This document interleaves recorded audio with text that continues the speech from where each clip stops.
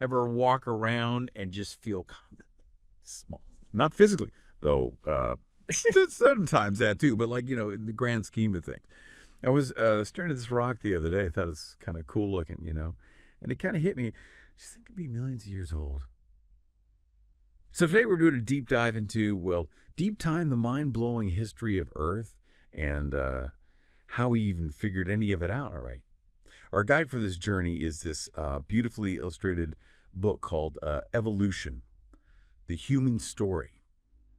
And let me tell you, the pictures alone are worth the price of admission. But what's really grabbed me is how it's like a detective story. Scientists are piecing together clues from rocks, fossils, even our own DNA to figure out where we fit into this incredible saga. One of the first things that really blew my mind was this concept of uh, deep time. We're talking millions, even billions of years. It's hard to even wrap your head around, right? But geologists have figured out how to measure it using techniques like radiometric dating. Basically, they analyze certain types of rocks to figure out how old they are. And by studying the layers of rock, they can create this incredible timeline of Earth's history, marking major events like the first appearance of life, the evolution of different species, even the movements of continents. Speaking of which, continental drift. Remember learning about that in school? Turns out those continents weren't always just chilling where they are now. They've been on the move for millions of years, slowly drifting across the globe. It's like a slow motion dance, but with massive consequences. I mean, just imagine what used to be a lush forest could end up a scorching desert. No wonder life on Earth is so diverse. And it's kind of funny. This guy, Alfred Wegener, proposed the idea of continental drift back in the early 1900s, and everyone thought he was nuts, but he was right. I mean, he noticed how the coastlines of continents kind of fit together like puzzle pieces. Kind of obvious when you think about it, right? And he found fossils of the same species on continents now separated by oceans, like this little reptile called Mesosaurus found in both Africa and South America. It's not like it could swim across the Atlantic, right? It's a good thing scientists kept digging literally, because continental drift helps explain so much about how life evolved and why we find certain plants and animals where we do. So you've got continents doing their thing, life evolving in all sorts of crazy ways, and then bam, the dinosaurs bite the dust. I mean, it wasn't quite that dramatic, but around 65 million years ago, a massive extinction event wiped out a huge chunk of life on Earth. Scientists think a giant meteorite slammed into the planet, causing all sorts of chaos. Now, this is obviously bad news for the dinosaurs, but it created an opportunity for another group to take center stage: mammals. I have to admit, I always kind of assumed mammals just immediately took over after the dinosaurs, but the book points out it wasn't that simple. For millions of years, other animals, like giant birds, seemed to be doing pretty well. It took a while for mammals to really diversify and dominate. It just goes to show you evolution isn't always a straight line. It's full of twists and turns. And sometimes a little bit of luck plays a role too. Speaking of luck, ever wonder how something that lived millions of years ago ends up as a fossil? The book does a great job explaining the whole process, and let me tell you, it's way more complicated than I ever imagined. It's like winning the lottery, but for dead things. First, you have to die in the right place somewhere. You'll be quickly buried by sediment, like the bottom of a lake or ocean. Then your soft tissues need to decompose, leaving behind the hard stuff like bones or shells. And then, over millions of years, minerals slowly replace those hard parts, turning them into rock. Voila, you're a fossil. And that's not all. There are trace fossils, too. Not actual remains, but evidence of activity, like footprints or burrows. I actually found one of those once. Thought it was just a cool rock formation, but nope, it was a fossilized worm burrow. Talk about feeling insignificant, right? But fossils aren't just cool to look at, they're packed with information. Scientists use them to reconstruct what ancient creatures looked like, how they moved, what they ate, even how they behaved. It's like piecing together a puzzle, but with bones, teeth, and footprints instead of cardboard. And when it comes to our own ancestors, it gets even more fascinating. The book goes into detail about how scientists reconstruct those ancient hominins. That's the group that includes us and our extinct relatives. And it's mind-bogglingly meticulous. They start with a skull, maybe just a fragment. And using their knowledge of human anatomy and comparisons with modern primates, they can actually build up an entire face. They look at muscle attachment points, predict skin thickness, even use digital modeling to create lifelike reconstructions. You should see the Neanderthal head in the book. It's incredible. Makes you wonder if they had a good sense of humor, like would we have gotten along? And it's not just about looks. Scientists can learn a lot about how our ancestors lived by studying their remains. Like, did you know that you used to estimate brain size by filling skulls with mustard seeds? Seriously. Nowadays they use fancy 3D scanners. But I kind of love the old school method. It's so hands-on. And speaking of brains, one of the big mysteries is figuring out when and how speech developed. Unfortunately, the voice box doesn't fossilize, so we have to rely on other clues. Scientists can look at the hyoid bone, a little bone in the throat, for hints. They also analyze the shape of the skull and the holes where nerves would have passed through. But you know what the book pointed out? Speech might be more about brain development than anatomical changes. And maybe, just maybe, early human language wasn't always spoken. Maybe gestures, facial expressions, all that nonverbal stuff played a bigger role. Food for thought, right? Now, when we talk about what makes us human, it's not just about walking upright and having big brains. It's about culture, that whole messy, beautiful tapestry of tools, art, beliefs, traditions, all the stuff that shapes our lives and gives them meaning. And our ancestors, they were already weaving that tapestry even way back in the Stone Age. We've all seen those incredible cave paintings in Europe, right?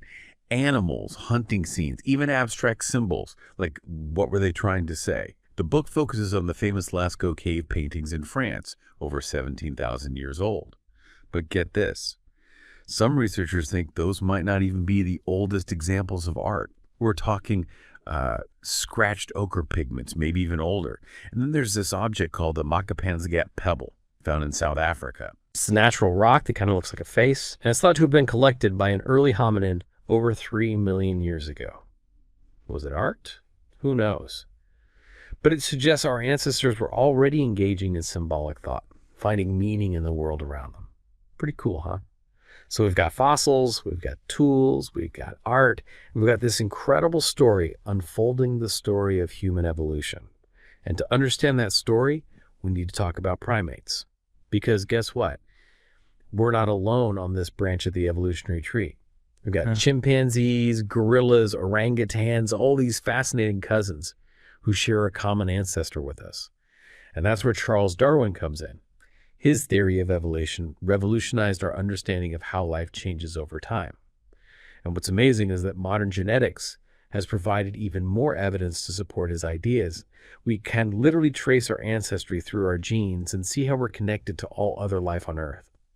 But defining a species can be a bit tricky, It's not always black and white. There are different ways to define a species, like whether they can interbreed or how similar their DNA is. And even within a species, you can have a lot of variation. The book uses tigers as an example. You've got the Siberian tiger up north, all thick and furry to handle the cold, and the Sumatran tiger down south with shorter fur because it's warmer there. They're both tigers, but they look and behave differently because of their environment. Adaptation is key, right? And when it comes to primates, well, we've got a whole bunch of adaptations that make us unique. Forward-facing eyes for depth perception. Got to have that when you're swinging through trees. Grasping hands and feet. Perfect for clinging to branches. And of course, those big old brains. All signs point to our ancestors spending a lot of time in trees, and the fossil record supports this. Early primate fossils are found in areas that were once connected by ancient land masses, suggesting that our primate ancestors were already spread out before the continents drifted apart. It's amazing to think how geography and evolution are intertwined. Kind of like how my coffee table always seems to attract clutter. But here's the thing about evolution. It's not a straight line. It's more like a branching bush with lots of twists and turns. And the story of human evolution is no different. It's a long and complex journey, and scientists are still piecing together all the details.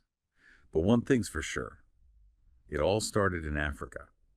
Our early hominin ancestors, the group that includes us and our extinct relatives, first evolved in Africa millions of years ago. And from there, they spread out across the globe, adapting to new environments and evolving into the diverse range of humans we see today. It's like an epic adventure with each generation taking a step further, exploring new lands and facing new challenges. Makes you wonder what our ancestors would think of our world today, right? Selfie sticks, smartphones, reality TV? Maybe they'd be better off back in the trees. Now, the book doesn't shy away from the complexities of human origins. It talks about different theories, like the multi-regional continuity model, which suggests that modern humans evolved from archaic populations all over the world. But the more widely accepted theory, and the one supported by most evidence, is the recent African origin model. This model proposes that modern humans, Homo sapiens, evolved in Africa around 200,000 years ago. And then, somewhere between 50,000 and 80,000 years ago, started migrating out of Africa, eventually replacing or interbreeding with other hominin populations they encountered. And that migration, well, it wasn't a one-time event. It was a complex process with multiple waves of migration, different routes taken, and all sorts of interactions with other hominin groups. Some folks followed the coastlines while others ventured inland. They crossed continents, navigated vast oceans, and eventually settled in every corner of the globe. Talk about wanderlust, right? But it also speaks to our adaptability, our curiosity, our drive to explore the unknown. Makes me think of that time I tried to bake a cake without a recipe. It was a disaster. But hey, at least I tried. And along the way, our ancestors faced some pretty harsh conditions, especially during the last ice age. Ice sheets covered huge parts of the planet, temperatures plummeted, and sea levels dropped, exposing land bridges that connected continents. I mean, can you imagine trekking across a frozen wasteland with nothing but a few furs and some stone tools? Makes my winter commute seem like a walk in the park. But they did it. And not only did they survive, they thrived. They developed new technologies, honed their hunting skills, and even created art. They were tough, resourceful, and incredibly resilient. And then, around 10,000 years ago, something incredible happened. As the Ice Age ended, the climate warmed, and the glaciers retreated. Humans began to transition from a nomadic hunter-gatherer lifestyle to a more settled agricultural way of life. This marked the beginning of the Neolithic Revolution, and it would forever change the course of human history. But that, my friends, is a story for another time. Join me in part 2, where we'll dig into the dawn of agriculture and the rise of civilization. Until then, keep exploring. All right, so last time we left off with our ancestors, like right at the cusp of a major change, that shift from hunting and gathering to farming. Now, I always kind of thought of this as like some sudden aha moment, right? Like someone tripped over a wheat plant and was like, wait a minute, I can grow this stuff. But this book makes it clear that it was way more gradual than that. Our ancestors were already pretty savvy about plants and animals, and they've been managing the land, encouraging the growth of certain plants, and attracting animals for, well, probably as long as they've been around.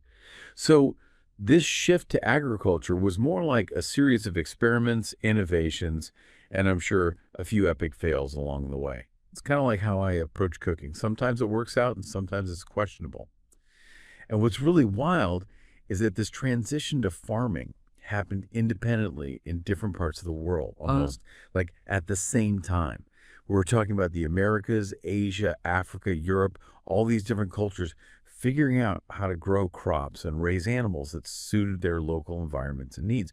It's like this global wave of agricultural innovation.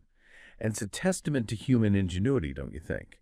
The book goes into detail about these different agricultural centers. In the Americas, you've got folks in Mesoamerica cultivating corn, beans, and squash. Down in South America, they're domesticating potatoes, quinoa, and get this, llamas. Over in Asia, rice is becoming a staple crop in China and Southeast Asia. And in the Fertile Crescent, that region in the Middle East, wheat, barley, and sheep are becoming essential to the local economy. It's mind-blowing to think about the sheer diversity of crops and animals that were domesticated during this period. And each region developed its own unique agricultural practices, tools, and technologies. It wasn't just about planting seeds, it was about shaping the landscape, controlling water resources, and working with nature to ensure successful harvest. Makes my little herb garden seem pretty pathetic, right? But here's the thing that really surprised me. Domesticating animals wasn't just about having a ready source of meat. It was about so much more. Animals became integrated into human societies in all sorts of ways. They provided milk, wool, eggs, and let's not forget manure, which, as any gardener knows, is like black gold. They pulled plows and carts, helping to till the land and transport goods. And of course, they became companions and pets, adding a whole new dimension to human lives. It's fascinating to see how this relationship between humans and animals evolved during this period. It wasn't just about exploitation, it was about interdependence and mutual benefit. And that relationship continues to shape our world today, whether we're talking about the food we eat, the clothes we wear, or the furry friends who share our homes. Though I'm pretty sure my cat sees me as more of a servant than a partner. Now, with agriculture came a surplus of food, and that had some pretty major consequences for human societies. People no longer had to spend all their time hunting and gathering. They could specialize in other tasks like crafting, trading, and, governing.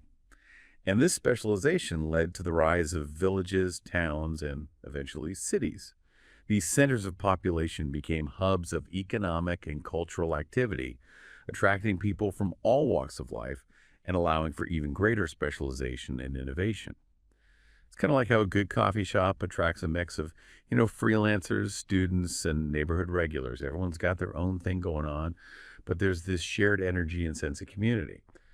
But, as the book points out, cities weren't all sunshine and roses. They brought new challenges like disease, overcrowding, and surprise, surprise, social inequality. It was a trade-off, and it's something we're still grappling with today. But here's what I find fascinating. The rise of cities wasn't just about economics. It was also about culture and spirituality.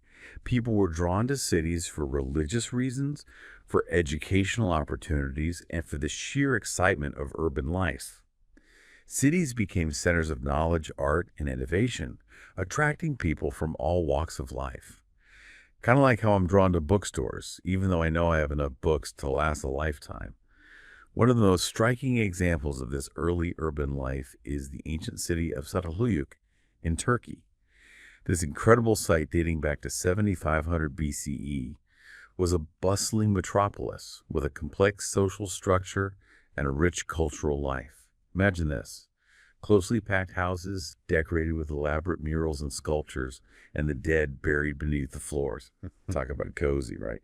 But it also suggests a deep connection to ancestors and a sense of continuity between life and death. The people of Çatalhöyük were skilled craftspeople, producing pottery, textiles, and obsidian tools, and they had a deep connection to the natural world, evident in their art and their religious practices. It's a fascinating glimpse into the early days of urban life, and shows how cities were much more than just economic centers. They were vibrant cultural and spiritual hubs. Kind of like how a good farmer's market is more than just a place to buy produce. It's a social event, a community gathering, a celebration of local culture. But as cities grew, they needed ways to, keep things running smoothly. This led to the development of governments, laws, and, yep, you guessed it, social hierarchies. Not everyone could be in charge, right? The book talks about different types of early states. You've got city-states, where a single city controlled the surrounding territory, and territorial states, where a larger region was ruled by a central authority.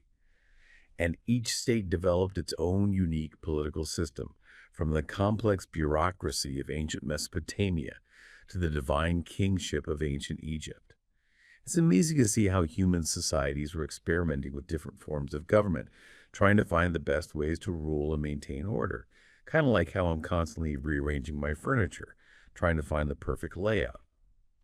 Of course, power can be a tricky thing, and the book doesn't shy away from the darker side of these early states. It talks about warfare, slavery, and social inequality, all those things that make us cringe and wonder, what were they thinking?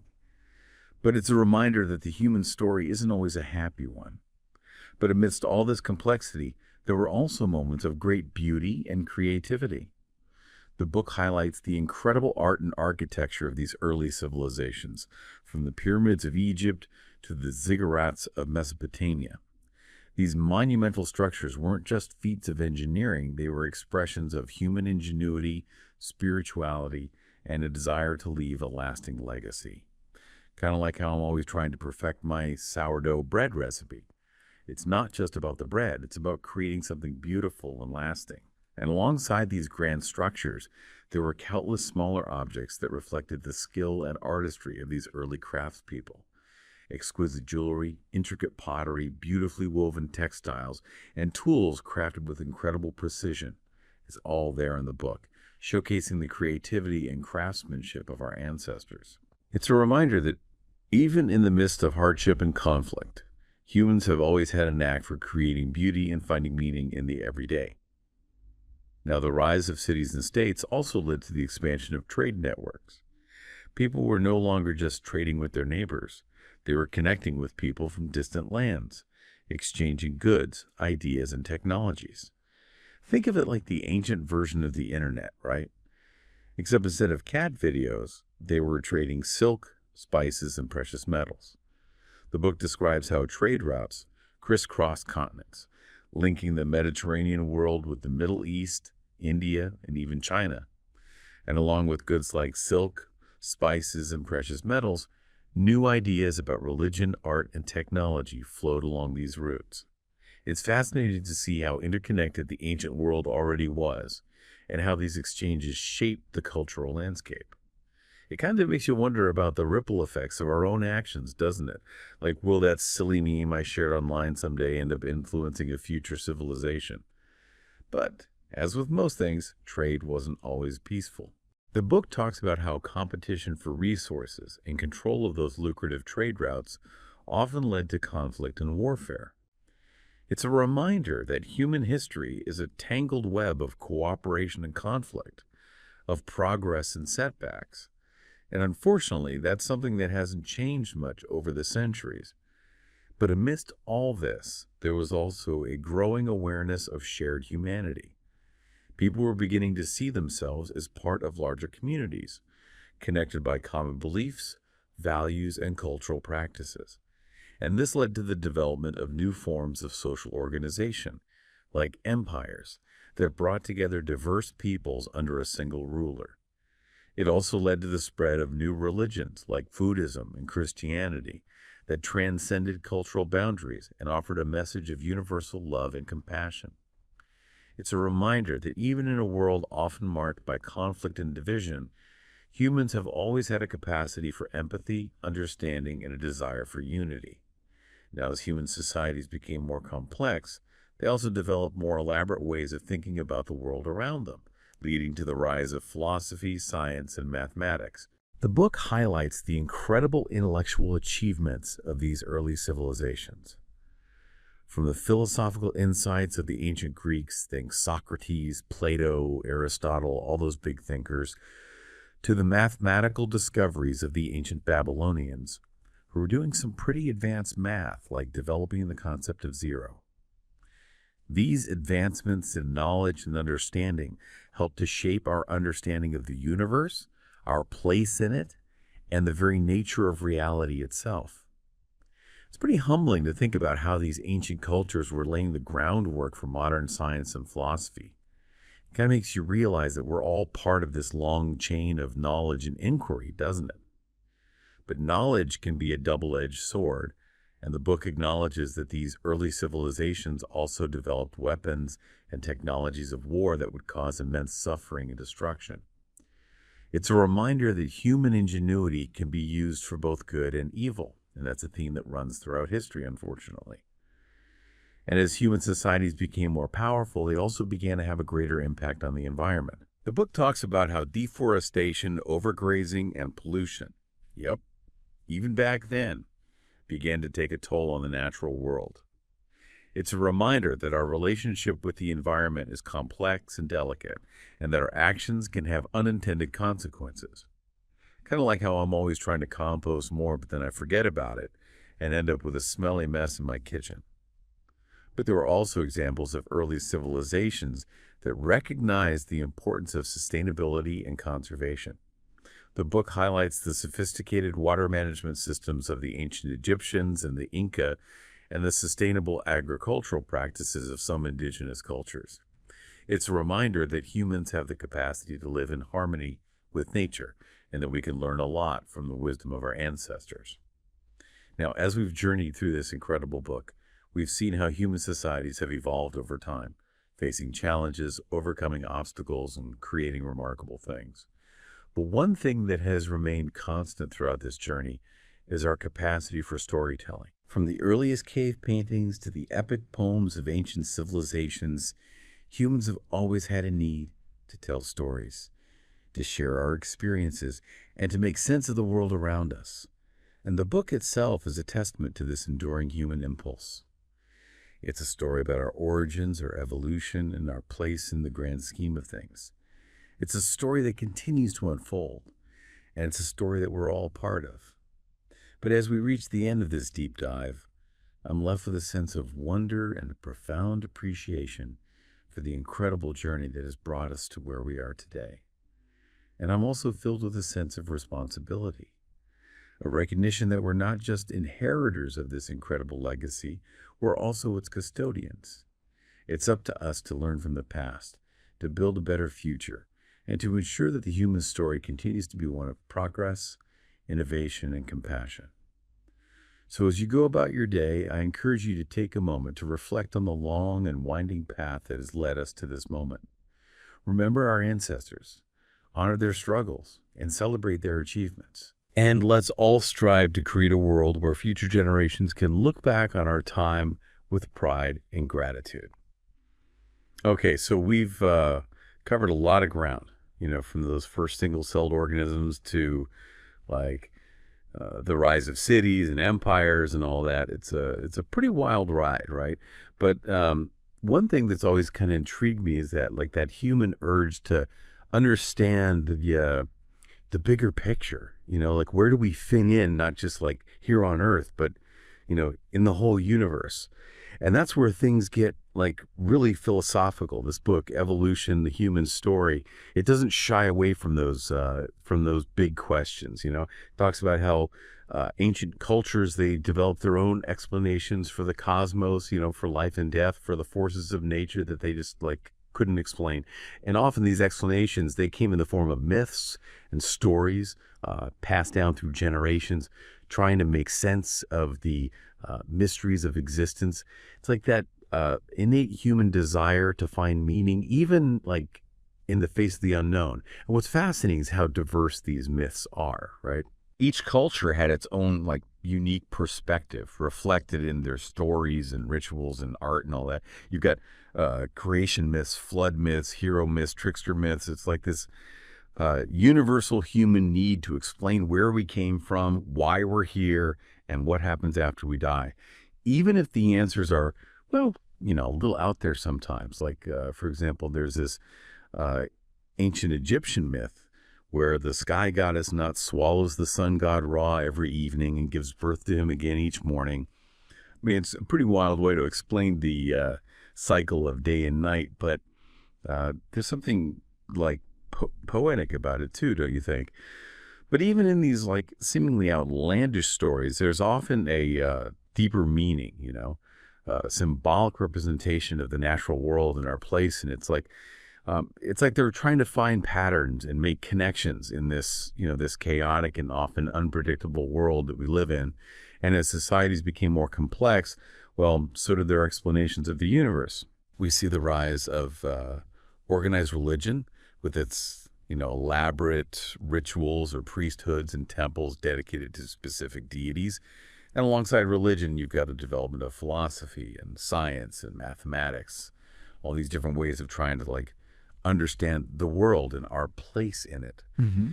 And what's really cool is how these different ways of knowing, they interacted and influenced each other. You've got philosophers debating the nature of reality, astronomers mapping the stars, and mathematicians developing new systems of measurement. It's like this explosion of intellectual curiosity pushing the boundaries of human knowledge. And, it's a process that continues to this day. And some of those early discoveries, I mean, they were truly groundbreaking. Like the ancient Greeks, they figured out that the Earth is a sphere, not flat. And they even calculated the circumference with pretty impressive accuracy, considering they didn't have satellites or GPS back then. And then you have the ancient Babylonians developing the concept of zero. Like that's a revolutionary idea that changed the course of mathematics. It's mind-boggling to think about how those ancient cultures laid the foundation for so much of what we know today. But it wasn't always smooth sailing. There were setbacks and conflicts and times when intellectual inquiry was like stifled. The book talks about how dogmatism and superstition sometimes held back scientific progress. And of course, there was the destruction of the Library of Alexandria, which housed like countless scrolls of ancient wisdom. It was a tragic loss for humanity. It's a reminder that progress isn't linear, right? It's often a bumpy road, with detours and wrong turns and all that. But even in those dark times, the human thirst for knowledge and understanding, it never like truly died out. And in the past few centuries, I mean, we've seen an explosion of scientific and technological advancements, unlike anything that like came before. We've unlocked the secrets of the atom, mapped the human genome, and sent probes to distant planets. It's like we're standing on the shoulders of giants, building on the knowledge and discoveries of countless generations. But the more we learn about the universe, well, the more we realize just how much we don't know. There are still so many mysteries out there, puzzles that continue to like baffle even the brightest minds.